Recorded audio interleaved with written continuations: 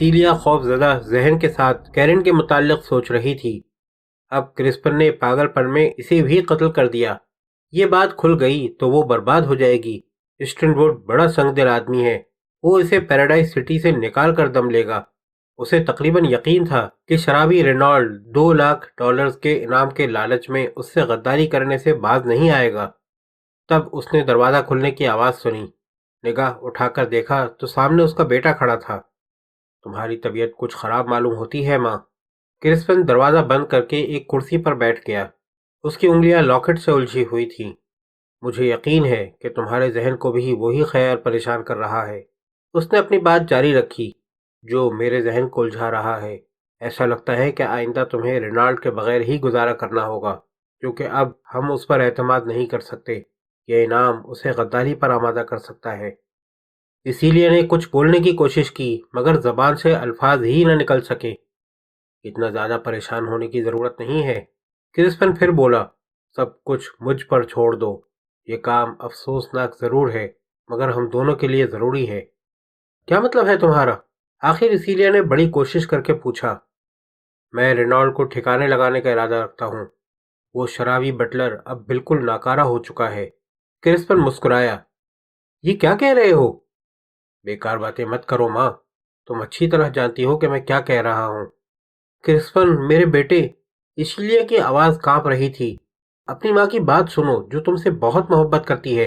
تمہیں جاننا چاہیے کہ تم بیمار ہو، تمہیں کسی ڈاکٹر سے مشورہ کرنا چاہیے۔ ڈاکٹر ریسن بھی تمہاری مدد کر سکتا ہے۔ ارے وہ بڈھا اب تک زندہ ہے۔ کرسپن کے ہونٹوں پر ایک شیطانی مسکراہٹ ابھری۔ اس نے تو انکل مارٹن کو پاگل خانے بھجوایا تھا، لیکن اگر میں بھی چلا گیا تو تم پر کیا گزرے گی؟ اس بارے میں کچھ سوچا؟ کیا تم چاہتی ہو کہ سب کو معلوم ہو جائے کہ تمہارے بیٹے کو بھی تمہارے ماموں مارٹن کی طرح ایک کال کوٹری میں بند کر دیا گیا ہے؟ اس کے بعد تمہارے کتنے دوست باقی رہ جائیں گے؟ اس لیے یہ کام مجھ پر چھوڑ دو۔ میں رینالڈ کی جگہ کوئی اچھا سا بٹلر ملازم رکھ لوں گا اور تمہاری زندگی کے معمولات اسی طرح جاری رہیں گے۔ اس موقع پر فون کی گھنٹی بجنے لگی۔ پیشانی پر شکنیں ڈالتے ہوئے کرسپن نے ریسیور اٹھایا۔ مسٹر کرسپن؟ کون ہے؟ میں کنٹریکٹ بات کر رہا ہوں۔ تم یہ بتانا چاہتے ہو کہ تم نے میری تصویر فروخت کر دی؟ کرسپن ایک دم خوش ہو کر بولا۔ میں تمہاری تصویر کے بارے میں ہی بات کرنا چاہتا ہوں۔ ایک پولیس آفیسر میری دکان پر آیا تھا اور معلوم کرنا چاہتا تھا کہ وہ تصویر کس نے بنائی ہے۔ پولیس؟ کرسپن چونکا۔ اسے میری تصویر سے کیا دلچسپی ہو سکتی ہے؟ بڑی عجیب بات ہے مسٹر کرسپن، مگر ایسا معلوم ہوتا ہے کہ پولیس کے خیال میں تصویر کا تعلق ان وحشیانہ قتل کی وارداتوں سے ہے۔ میں نہیں جانتا کہ یہ خیال اسے کیوں آیا۔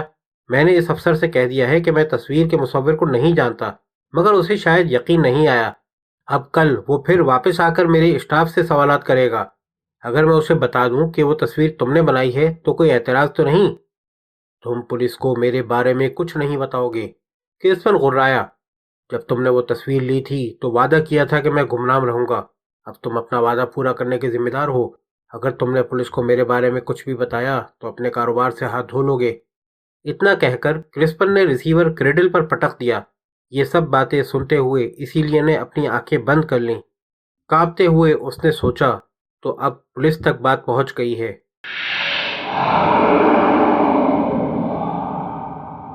$2 لاکھ انعام کے اعلان نے پولیس ہیڈ کوارٹر میں ہنگامہ برپا کر دیا۔ ہیڈ کوارٹر کا ٹیلی فون ایکسچینج آنے والی فون کال سے جام ہو گیا۔ لوگوں کی ایک لمبی قطار لگ گئی جو پولیس کو اپنے خیال میں بڑی اہم اطلاع پہنچانے کے لیے بیتاب تھے۔ جہاں سے جو آدمی فارغ کیا جا سکتا تھا، فارغ کر کے لوگوں سے معلومات حاصل کرنے کے کام پر لگا دیا گیا۔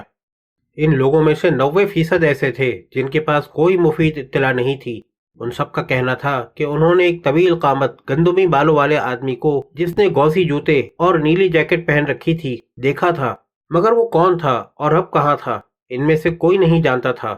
سب کے نام و پتے لکھے گئے، لیکن جیسے جیسے دن گزرتا گیا، کام کرنے والوں کو احساس ہوتا گیا کہ کوئی واقعی اہم اور ٹھوس بات سامنے نہیں آ رہی ہے۔ ایک اطلاع جو کسی حد تک مفید ثابت ہوئی ایک موٹے بدصورت آدمی کے ذریعے ملی، جس کا کہنا تھا کہ اس نے ہفتے کی شام کو کیرن کو لفٹ کی خواہش میں ہائی وے پر کھڑے دیکھا تھا۔ میں جانتا ہوں وہ کیرن ہی تھی، اس نے جیکب کو بتایا۔ اس وقت تقریباً 7:15 بجے تھے۔ میں اسے لفٹ دے سکتا تھا مگر اس نے مجھے نظر انداز کر دیا۔ میرا خیال ہے کہ وہ میرے جیسے موٹے اور بدصورت آدمی سے لفٹ لینا نہیں چاہتی تھی۔ اس رپورٹ سے ٹیرل کو اتنا ضرور معلوم ہو گیا کہ کیرن کو اپنی پسند کے مطابق کوئی آدمی مل گیا تھا جس سے اس نے لفٹ لی تھی، اور اپنی بدقسمتی سے اس نے جس آدمی سے لفٹ لینی پسند کی تھی وہ دیوانہ قاتل تھا۔ اس سے ٹیرل کو مزید غور کرنے کے لیے کچھ مواد مل گیا۔ شام کے 6 بجتے بجتے لوگوں کا ہجوم بھی ختم ہو گیا اور آنے والی کالز بھی ملنا بند ہو گئیں۔ کام کا اتنا ڈھیر سامنے موجود ہونے کے باوجود جو انہیں رات بھر مصروف رکھ سکتا تھا، پولیس کارکنوں نے اطمینان کی سانس لی۔ ان میں سے کسی نے بھی لنچ نہیں کیا تھا اور کافی پی کر وقت گزارا تھا۔ ٹیرل ڈیٹیکٹو روم میں آیا۔ اچھا دوستوں، ایک وقت میں دو آدمی جا کر کھانا کھا آئیں، مگر فوراً ہی واپس آنا ہے۔ لیونارڈ اور جیکب پہلے جائیں گے۔ ہیڈ کوارٹر سے تھوڑے فاصلے پر واقع ایک چھوٹے سے ریسٹورنٹ میں لیونارڈ اور جیکب نے سادہ سے کھانے کا آرڈر دیا۔ میں نے کیرول سے وعدہ کیا تھا کہ اس کی سالگرہ کی خوشی میں ہم آج رات باہر کھانا کھائیں گے، لیونارڈ نے ناگوار لہجے میں کہا۔ مگر اب کیسے جا سکتا ہوں؟ میں نہیں سمجھتا کہ اگر مستقل طور پر یہی حالات رہیں تو کوئی پولیس کی ملازمت میں آنا پسند کرے گا۔ میں سوچ رہا تھا، جیکب بولا، کہ ہم 4 نیلی جیکٹوں کا سراغ لگا رہے ہیں۔ ان میں سے 3 جیکٹ والے ایسے ہیں جو قتل کے وقت مقام واردات کے علاوہ کہیں اور تھے، اس لیے اب ہماری توجہ چوتھی جیکٹ پر ہے، ٹھیک ہے؟ یہ سمجھنے کے لیے کسی خاص عقل کی ضرورت نہیں ہے، لیونارڈ نے نوالا چباتے ہوئے کہا۔ اور چوتھی جیکٹ سائرس کریگ کے پاس تھی، جیکب نے بات جاری رکھی۔ اس کی بیوی کہتی ہے کہ وہ سالویشن آرمی کو دے دی گئی تھی، مگر سالویشن آرمی اس سے لا علمی کا اظہار کرتی ہے۔ اب میرا کہنا یہ ہے کہ فرض کرو مسز کریگ جھوٹ بول رہی ہو، تب؟ مگر وہ جھوٹ کیوں بولے گی؟ لیونارڈ نے حیرت سے پوچھا۔ ایک بات ایسی ہے جو میں نے اپنی رپورٹ میں نہیں لکھی تھی، مگر اب وہ مسلسل کھٹک رہی ہے، جیکب نے کہا۔ جب میں نے لیون سے بات کی تھی تو اگرچہ اس نے کوئی مفید بات نہیں بتائی تھی، لیکن کریگ خاندان کے بارے میں ضرور کہا تھا۔ اس وقت مجھے صرف جیکٹ سے دلچسپی تھی، مگر اب میں ان باتوں پر غور کر رہا ہوں اور سوچتا ہوں کہ مجھے انہیں نظر انداز نہیں کرنا چاہیے تھا۔ اس نے کریگ خاندان کے بارے میں کیا کہا تھا؟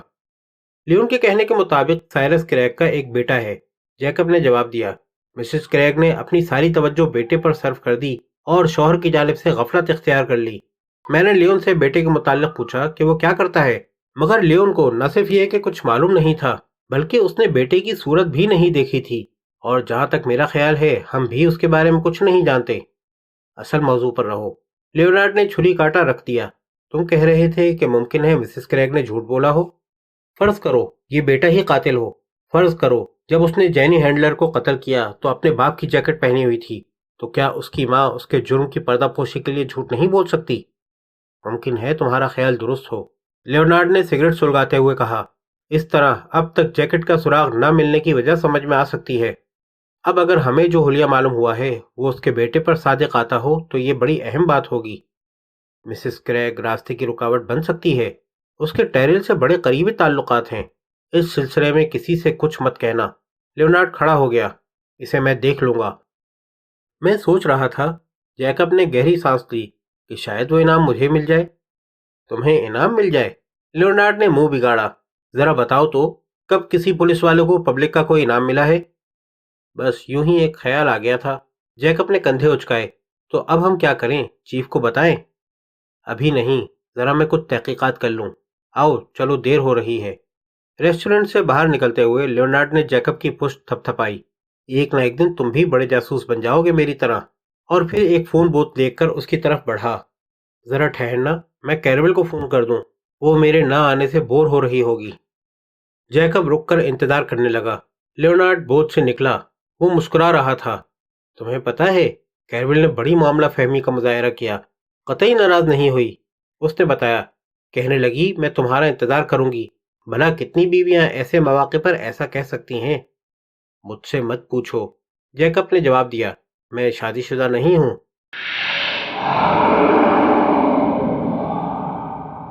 کرسپن چلا گیا تو ایسیلیا دیر تک بیٹھی سوچتی رہی۔ وہ اپنے ضمیر سے لڑ رہی تھی۔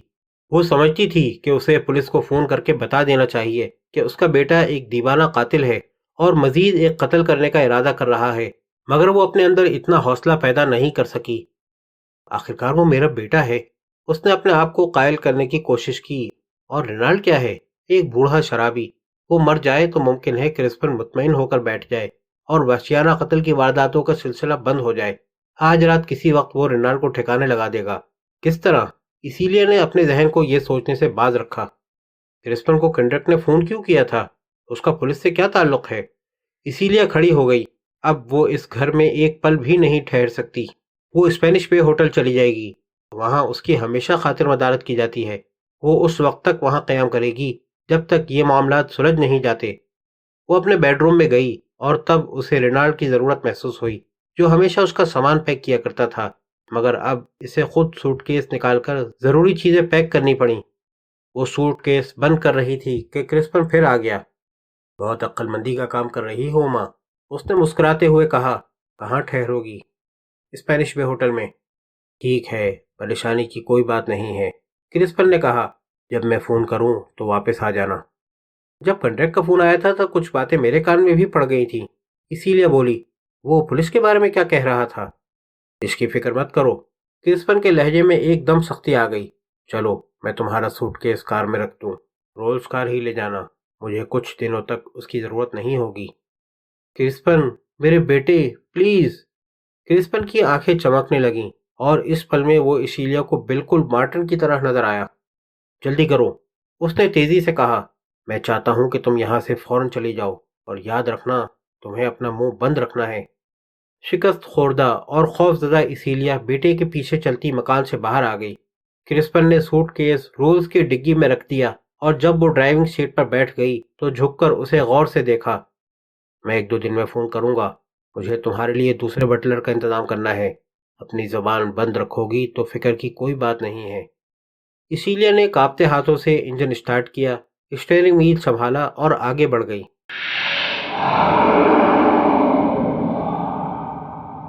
کنڈریکٹ اپنے اپارٹمنٹ کے رہائشی کمرے میں ادھر سے ادھر ٹہل رہا تھا اور لوئس بڑے غصے میں اس کے سامنے ایک کرسی پر بیٹھا تھا۔ کنڈریکٹ نے اس وقت اسے بلا کر اس کی تفریح غارت کر دی تھی۔ وہ لڑکا کتنا خوبصورت اور ہر طرح آمادہ تھا۔ چونکہ وہ اسے اپنے اپارٹمنٹ میں اکیلا نہیں چھوڑ سکتا تھا، اس لیے اسے بھگانا پڑا۔ میں نے صورتحال کی وضاحت کے لیے کرسپن کو فون کیا تھا، کنڈریکٹ بولا۔ وہ بہت ناراض ہوا، کہنے لگا اگر میں نے اس کا نام پولیس کو بتایا تو وہ میری گیلری بند کرا دے گا، اور وہ ایسا کر سکتا ہے، اتنا مالدار ہے کہ مجھے خرید کر چھوڑ دے۔ اس کا مطلب ہے کہ وہ کچھ چھپا رہا ہے۔ معلوم ایسا ہی ہوتا ہے، مگر کیا چھپا رہا ہے یہ میں جاننا نہیں چاہتا۔ چنانچہ جب لیونارڈ آئے گا تو ہم اسے کچھ نہیں بتائیں گے۔ قاتل کی گرفتاری کے لیے $2 لاکھ کا انعام رکھا گیا ہے، کیا ہم اسے نظر انداز کر دیں؟ سنو احمق، ہمارے بزنس میں کسی کے خلاف مخبری نہیں کی جا سکتی، لوگوں کا اعتماد ختم ہو جائے گا۔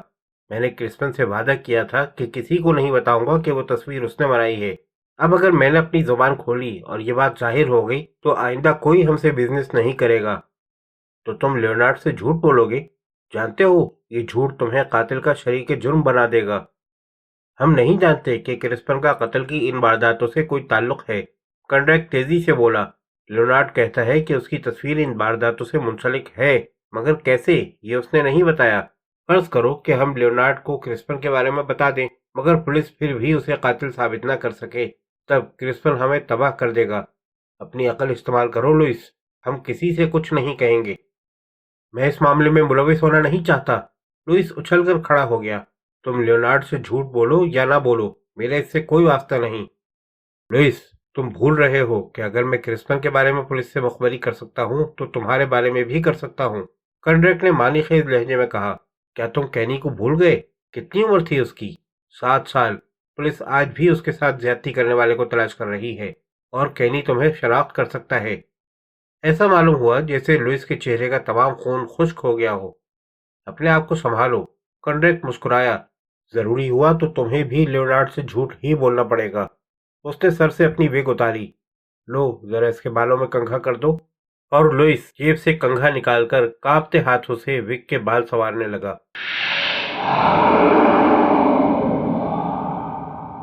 برانڈن واپس لوٹا تو اس کی سابقہ سیکرٹری میری گڈال نے برانچ آفس میں اس کا استقبال کیا۔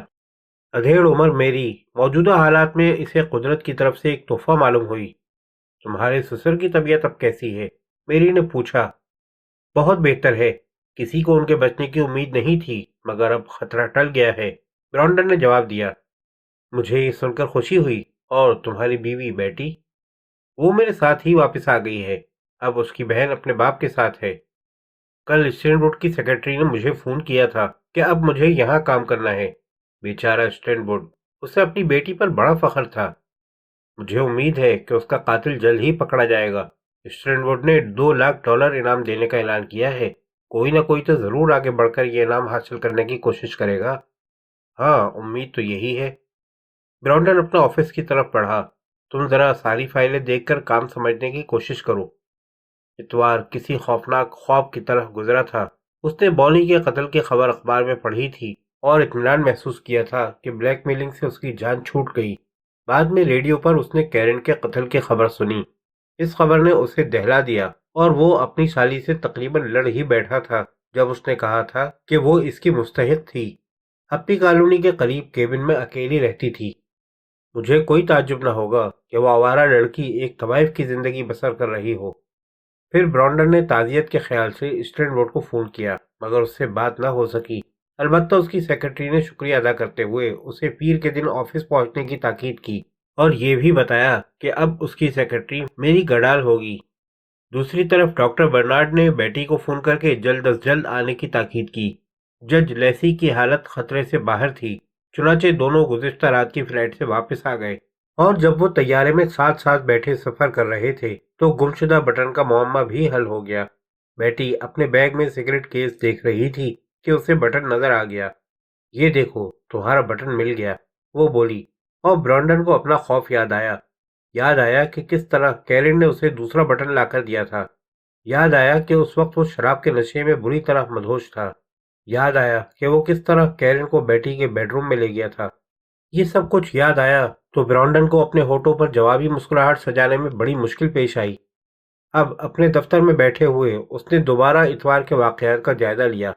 کیرن مر چکی تھی، بونی مر چکا تھا۔ اپنی شادی شدہ زندگی کی پہلی لغزش ایک گزری یاد بن گئی تھی۔ اس نے دل ہی دل میں قسم کھائی کہ اب آئندہ ایسا کبھی نہیں ہوگا۔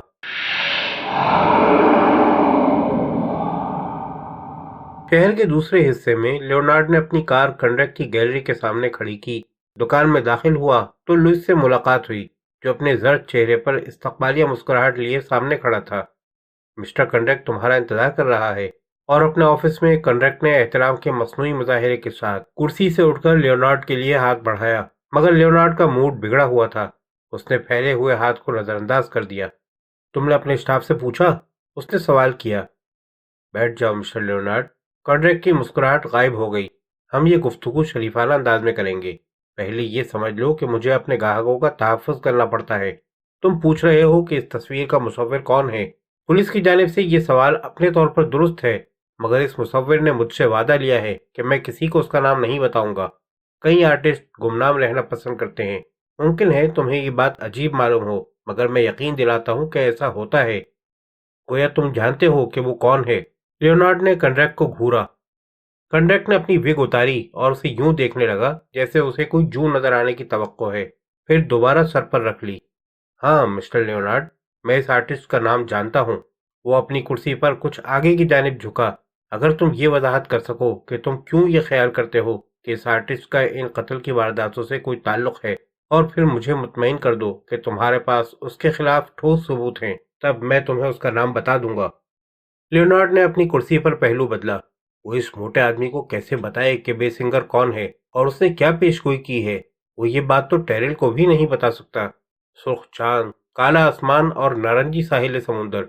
لیونارڈ کی ہچکچاہٹ دیکھ کر کنڈرک نے کچھ تیزی دکھائی۔ شاید یہ بہتر ہوگا کہ تمہارے بجائے چیف ٹیرل مجھ سے بات کریں۔ میں نے انہیں ہمیشہ معاملہ فہم پایا ہے، وہ بولا۔